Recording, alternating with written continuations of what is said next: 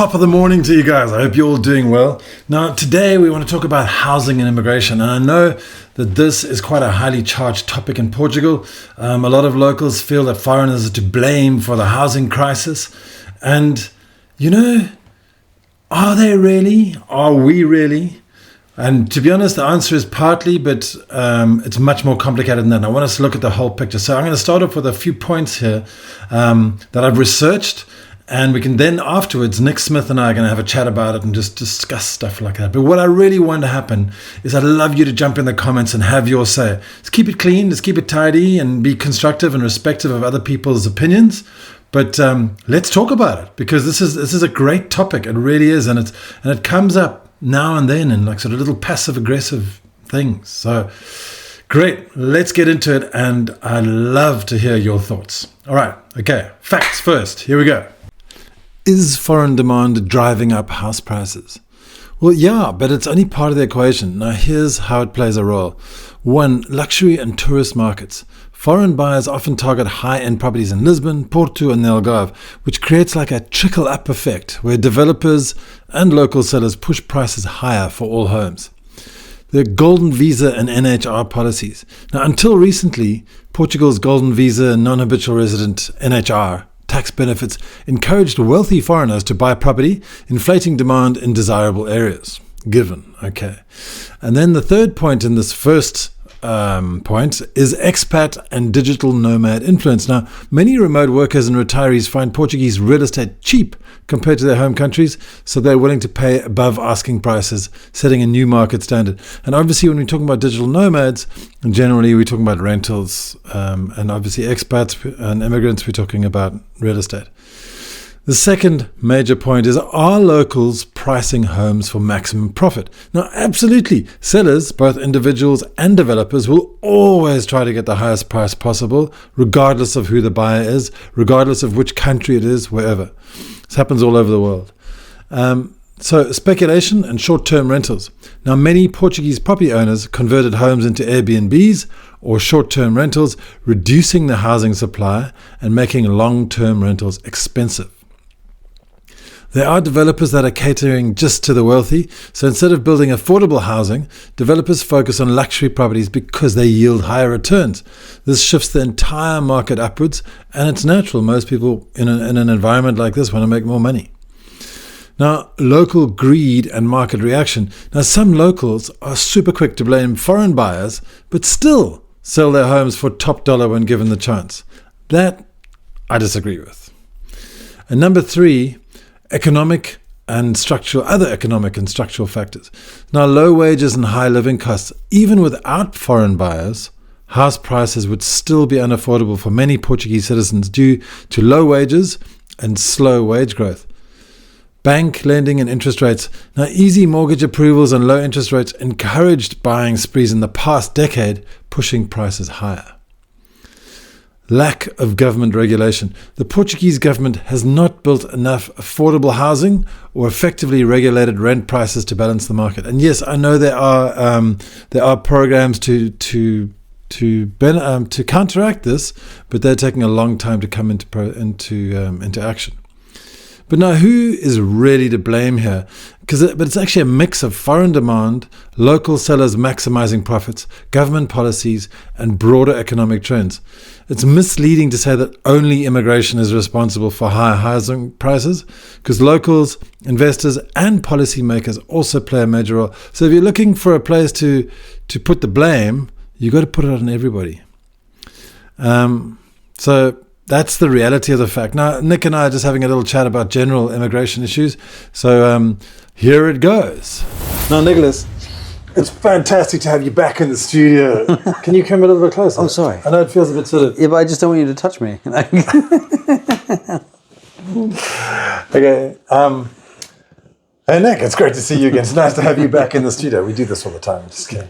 My studio this time. Your studio. Yeah, this is your studio. Sorry, We've taken some offices, which is quite relevant. I edit mostly at home, but Nick and Dwight and the team hang out here in these offices, which are fantastic. So that's great news. Yeah. But today we want to update you guys on a whole bunch of gossip that's been going around on massive website actually, and it's quite shocking. I mean, we saw the headlines the other day. We'll just throw the headline in now, and it's just totally wrong. I mean, a lot of the articles actually spot on, but the way they've switched the headline really puts you off. It's basically saying that Portugal has fired their prime minister because of immigration. Isn't that right? Yeah, and that basically immigrants aren't welcome. Yeah. Is essentially the undertone of it. Which is absolutely incorrect. Yeah. You know what I mean? And it's, I just think if we can talk about that for a little. Well, I know we sit here as two immigrants in a country, right? But I mean, I don't know about you, but I'm in 14 years this year, and never once has anybody said, kind of go home, or you're kind of not welcome. Just never once. Like it's staggering. Now, I don't think it's completely exclusive, but the Algarve is very, very welcoming in that sense. Largely. Well, I mean, it's been geared up to tourism for the last 50 years. Yeah, so massively English speaking and a GDP centered around tourism. Whereas, perhaps up north and in the sort of more remote parts, then there's but on the contrary, I found that to be more open towards newcomers. Oh, really? Yeah, because they're like curious, like, oh, where are you from? Well, linguistically. I think it's one of those things. If you can speak the language, you're never going to have an issue. Sure. Regardless of where you're from. But I think, I remember talking to another South African ages ago. I think you might be out of frame. Sorry. Another South African a while back, and he landed and was in the north, like north of Porto, and the only job he could get was on the docks. And on the docks, and they were like, basically, that's how he learned his Portuguese, because they were like, they just did not speak in English, and they weren't even going to tolerate it. Extreme case in point, but. Well, I think that's true anyway. If you're not within like Lisbon, and even Lisbon to a degree, you really need to speak Portuguese to get by. But Algarve obviously is very, very English, and generally, if you look at Portugal over all of the countries in Europe, it's much more English orientated, and it's like a second language. You'll see signs which have got English as a second thing.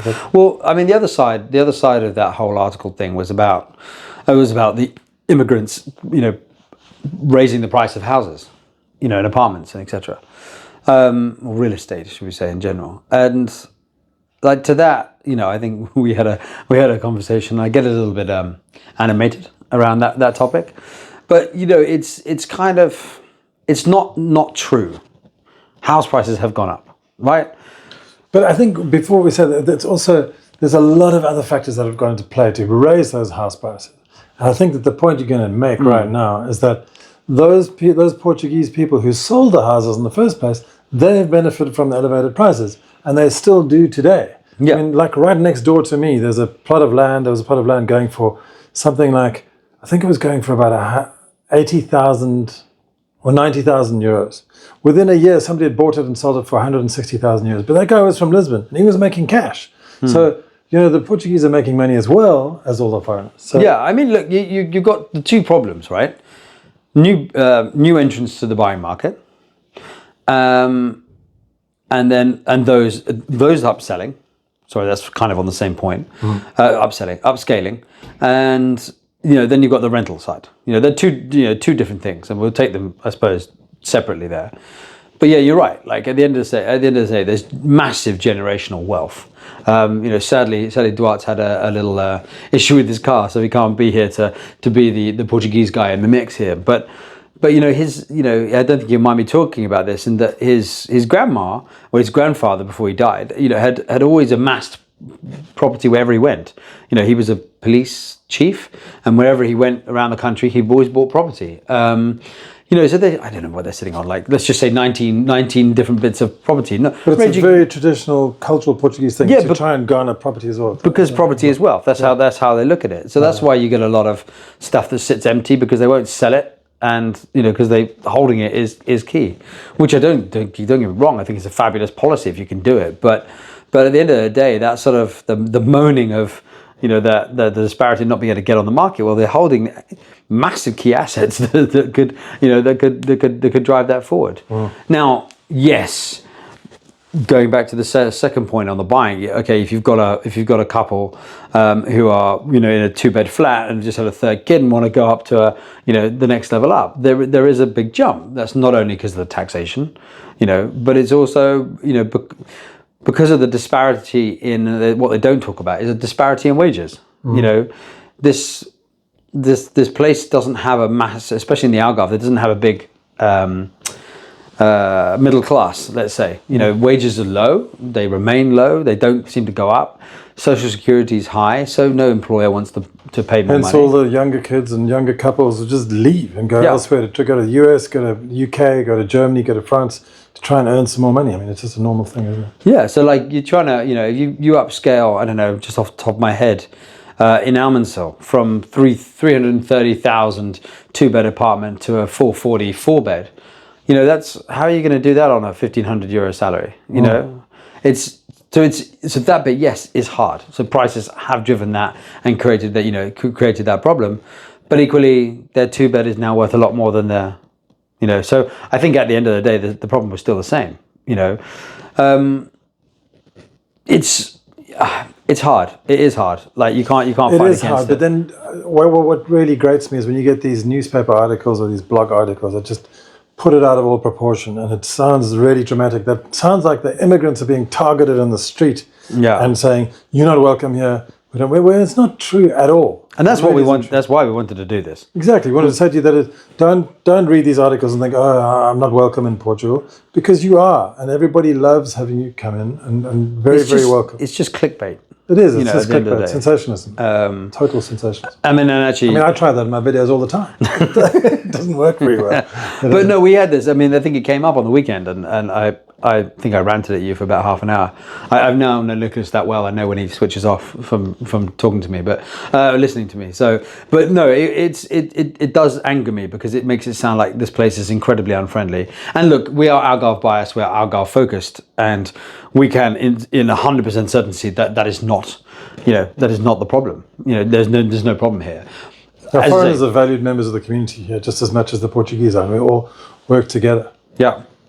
But then, and then obviously on the rental side, that is, yes, okay. When we look at it, yes, there are a lot of people coming over who don't want to initially buy, who need to take a rental to fulfill their their visa requirement. So there is in theory people taking advantage of that in some ways in terms of hiking a price to get them. Also limited stock availability, the whole sort of package. But it's not all about that. We don't have a buoyant long-term market here, long-term rental market here. It's really immature because everybody focuses on the 10 weeks in the summer where they want to make their most money and then have the property in the winter to come and stay in or rent at a shorter term basis. So we're not sitting in the UK, we're not sitting in North America, we're not where there is this massive rental market, because they're much more mature in that sense, whereas we are independently driven by that. Now, is that, I think go back to the days of D7, like during COVID time, I think you only needed a 4 month, 3 or 4 months, 3 or 4 month Airbnb. Why can't they bring that back? Yeah. They want to drop prices and impact on that.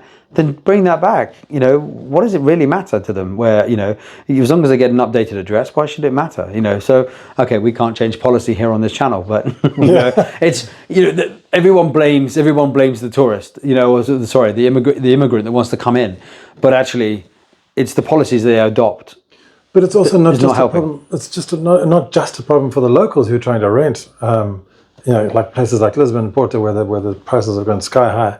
It's also like, for example, if you're a restaurant owner in Lagos, like a local restaurant owner, and you're trying to get people to come and work in your restaurant, you can't house them anywhere because it's so expensive to get rentals. So these guys ended up packing into small little, like 3-bedroom apartments with like 6 people in it, which is, it's not good, and it's not good for the community and the environment. But I remember when I was a kid, like trying to get onto the property ladder was just unheard of. We couldn't buy houses until wait, hang on, you're quite old. So when you say kid, is that pre-Portugal kid or pre-Portugal kid in South Africa? I'm talking about in Cape Town, South Africa, when I was 25 years old. Yeah, no one expected to have the right to buy a house because you just didn't have the money yet. Yeah. So I don't know. It feels like kids around here saying, "Oh, but I can't get onto the property ladder here and I'm 25 years old."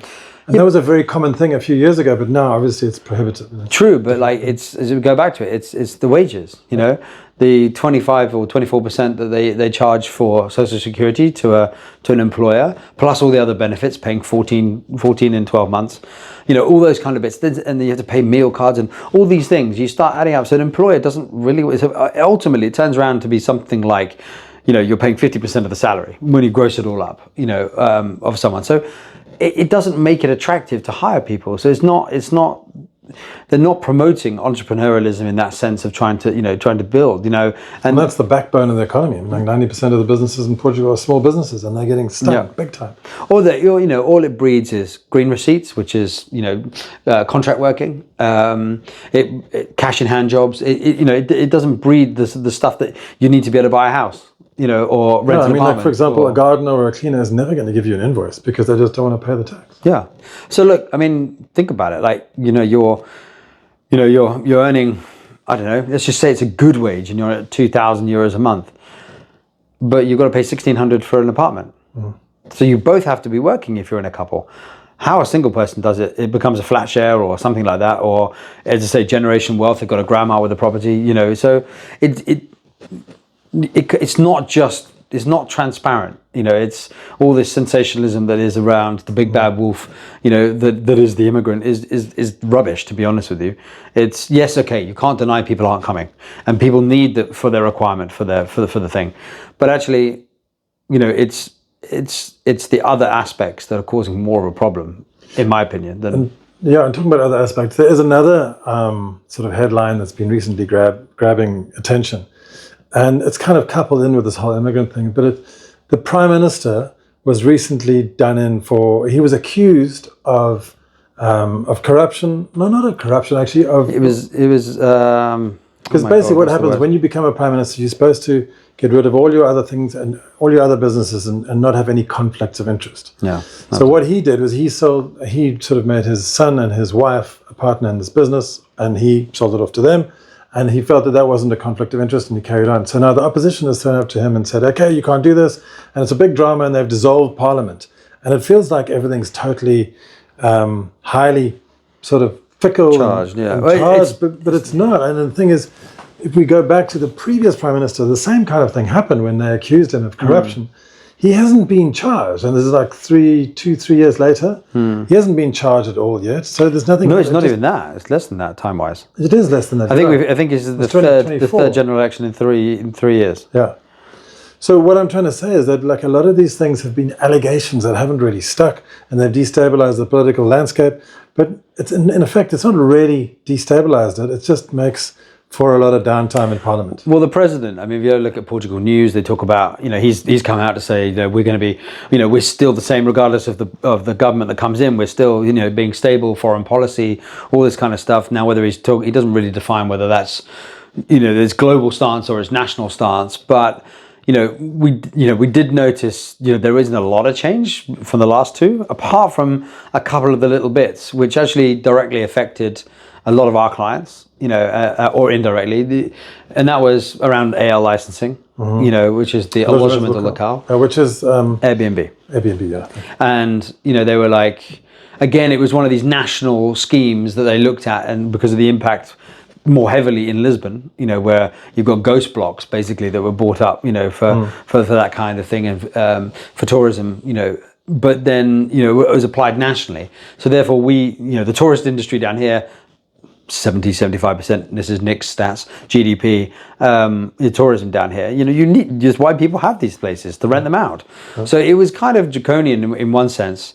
And then the current government dropped it. Now, we don't know who's going to come in, whether they're going to get re-elected, because they weren't unhappy with the government. No. It was just what he did naughtily. But he also said, the Prime Minister, what's his name again? I can't remember. I'm useless. Got it written down. Put it here, right here. Yeah. Basically, Luis Montenegro, sorry, yeah, that's the new Prime Minister's name. And he said, basically, I'm just going to go and run for re-election, and he'll probably get it. So it'll just be the same kind of, just a bit of a destabilization. But it's crazy that all these political dramas and stuff, everyone gets all, you know, it's like a storm in a teacup. It's not really a big deal. But equally, if you're not here, and one of the reasons why we wanted to do this and talk about this was because, it can look and can get reported back home in a strange bad light, or when actually on the ground you don't really feel any impact. So we're obviously watching for what might happen if a different different party comes in. If you've got Can an I just jump in there quickly? Yeah, there's a different party. One of the minority parties is called Shega, which is a far right nationalist party, and they've currently got 18% of the vote, and so they're not in any danger of being outright control, but you never know what happens. But it's still something to watch out for. It's split parliaments. Yeah, that's where they might have to share power. If they are the higher, then they might have to get someone else, and then they're making it. Now they could cause a little bit of change. Immigration issue. Immigration wise. Because they have made a bit of noise about it. But I mean that's something to be concerned about, and obviously we'll take that. We'll speak about that when it happens, if it happens. And as long, hopefully Musk doesn't wade in on Portuguese. He seems to be doing it in Germany and the UK and all other places. But he has his opinions. But no, hopefully we're too much of a minnow for him to look at. But he has flown over and looked at places here. Has he? Yeah. Oh, for Gigafactory. No, I think his personal house. Elon Musk. Yeah. Interesting. I know they were looking at the Gigafactory. It was one of the places they were, obviously with the sun, the sunlight and solar and all the good stuff. But yeah, we're going to go through a period of uncertainty. I think it's, what did they say it was? May the 14th? Could be. So I think they fixed the date. No, 18th, because it's the day before my birthday. All cards welcome, by the way. May the 19th. He doesn't give me one. But so yeah, I think it's May the 18th. And we'll then know who's going to come into power. But it's not, as I say, I think the point for us is I don't think there's no major concern. Yeah, there's not much concern. There's not going to be any major surprises and things like that. People are talking, I just can't believe it, but people are banding around this term NHR 2.0. Now, if you remember, NHR is called a non-habitual residency regime, where people can get onto 10% tax. It was 20% tax, actually. And you got onto it, but now it was stopped in January 2024. And now they're talking about NHR 2.0. And this has got it's mainly for the scientific community and well, it's complicated. It is very complicated. And that's why we're going to bring Ricardo Shoves on, who's an absolute expert in the area. And we're going to have him on in a couple of weeks' time just to explain all this stuff, whether you can actually get it. Well, I think that's it. Like what we found, like with everything, there's complication, but sometimes the complication becomes loophole. The Portuguese love to write legalese in a very flowery, interpretive way. So I guess our questions to him really are going to be around, okay, well, what is it, and are there any? And can you guys make use of it? Are there any loopholes, legal loopholes that we could potentially start advising on and help people get in on? That don't sort of smack on tax avoidance, I suppose. But yeah, it's going to be. I'm looking forward to it because. Because it could be a very interesting thing. I mean, it might not just. It might be. Anyway, we'll figure it out when we chat to Ricardo. Right. Cool. Is there anything else you wanted to discuss? No, I think they're the main points. I think there's just those articles that you're gonna sort of point to and post, and obviously if there is anything else out there that you've seen or read or please drop it in the comments. We'd love to have a real big discussion in the comments. Hopefully you'll jump in on the comments as well. We can get in there. Yeah, and we're and actually something we're focusing on now is going to be the sort of not relaunching but refocusing on our Facebook side of things. So these kind of issues and contextual things we'll start talking about in there as well to spark a debate and hopefully be able to get everyone's voices and get people talking about it in a helpful way rather than a combative way, as Facebook sometimes descends into. But yeah, I think it's going to be these things are going to be very important to help cover off. But in the meantime, we've got the podcast to just chew the cud and hopefully it's of some form of interest and help. Great, and thanks. If you are in the Algarve or you're coming to the Algarve, we do monthly events. And you can go to the bottom of our website and the bottom of algarveaddicts.com. There's a little subscribe to the newsletter. Jump on that and then we'll send out a notice every time we're having an event. And we'd love to have you to join us. We'd love to meet you. We'll go on this Wednesday, no? Go on this Wednesday in Lagos, yeah. So if you're around, this is actually going to go out afterwards. So. And then the next one will be in... No, this is going out on Wednesday. This is going out on Wednesday, On the night day. We're actually there, so. But the next one's in Tavira. Yeah. So and then what we do, so it'll be in Tavira, and then in Faro the next month, and then the month after that we'll be back in Lagos. So it's going to be Tavira, Faro, Lagos. So East Central West. East Central West. Yeah. So if you're around, we'd love to. We love meeting people. We love trying to connect people. Those that already live here, those that are coming. You know, there's a whole blend of people. We normally get somewhere between 30 and 60 people. So it's quite a good crowd. And just an informal chit chat. Really. Okay. So we'll see you there. Yeah. Thanks guys. so much. Appreciate it. AlgarveAddicts.com. We'll see you next week, but if you need any help relocating to the Algarve, click through to our website, algarveaddicts.com. We offer tours, immigration assistance, long-term rentals, and we can buy your house.